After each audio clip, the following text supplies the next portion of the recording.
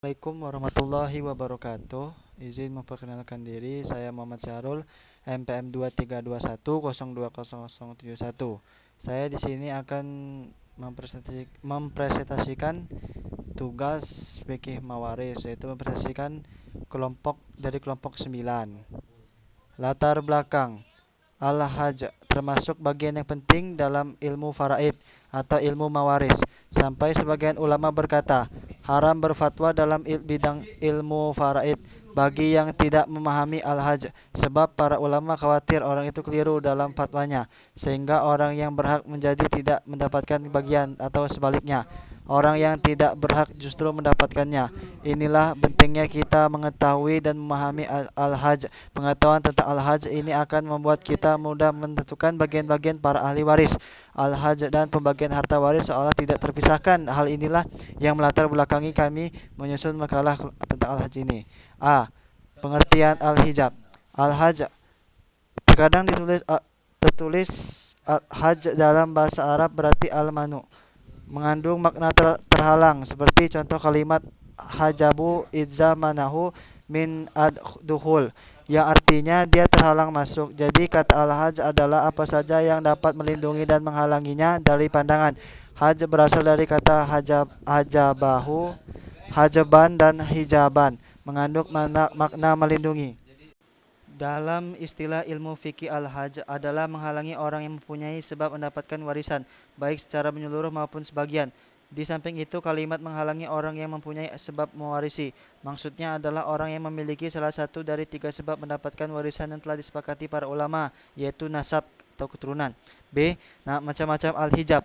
Dari berbagai literatur, ulama membagi hijab kepada dua pembagian, yaitu hijab nukahan, yaitu dinding yang hanya mengurangi bagian ahli waris karena ada ahli waris yang lain bersama dengannya.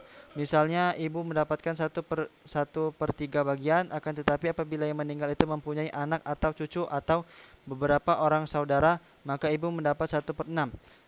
Jadi hajb nuksan ini adalah hijab yang mengurangi bagian ibu dari jatah yang seharusnya 1/3 menjadi 1/6, disebabkan oleh adanya anak atau cucu atau saudara yang menghijabnya. Hijab hirman, yaitu dinding yang menjadi penghalang untuk mendapat warisan karena ada ahli waris yang lebih dekat hubungannya dengan orang yang meninggal dunia.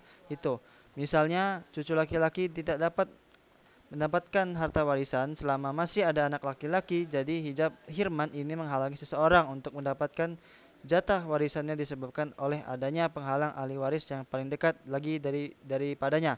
Sementara menurut Muhammad Ali As-Sabuni dalam kitabnya menjelaskan, di samping hijab hirman dan nuksan, di mana dikenal juga dengan dua pembagian hijab, yaitu sifat dan hijab orang.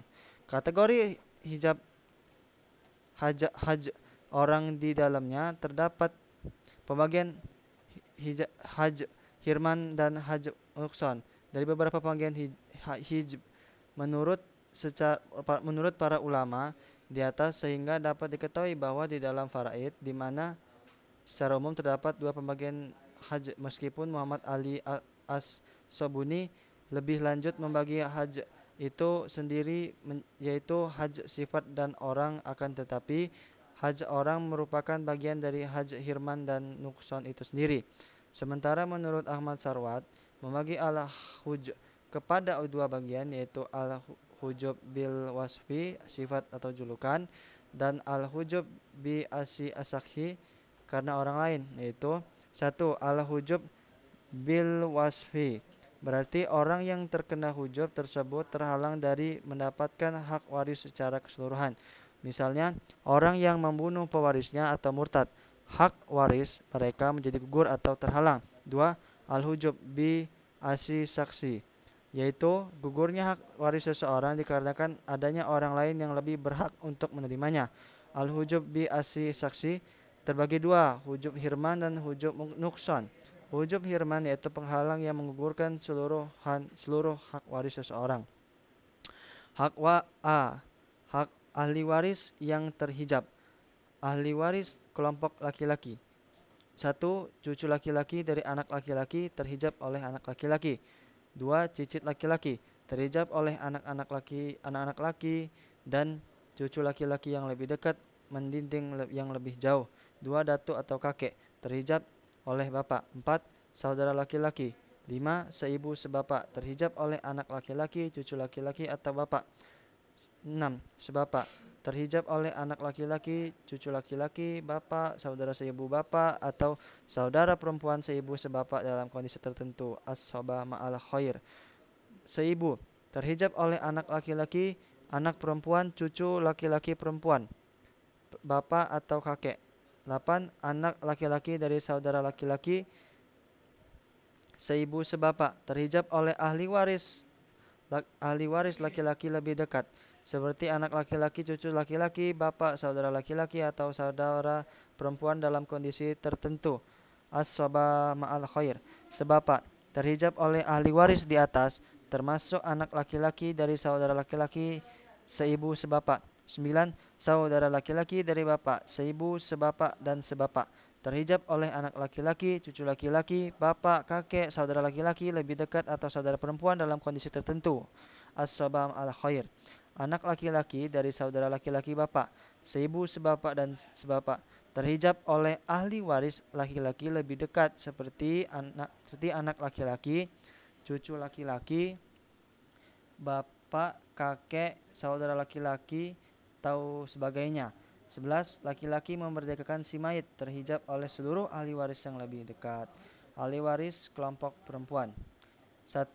Anak perempuan, tidak ada sama sekali yang menghijab. 2.